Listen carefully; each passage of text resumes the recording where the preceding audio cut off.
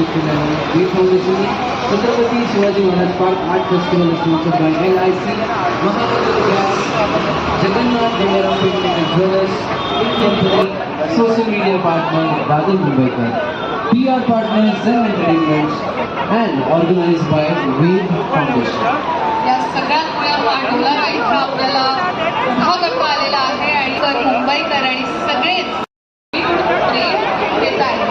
तर हीच या फेस्टिवलची खासियत आहे.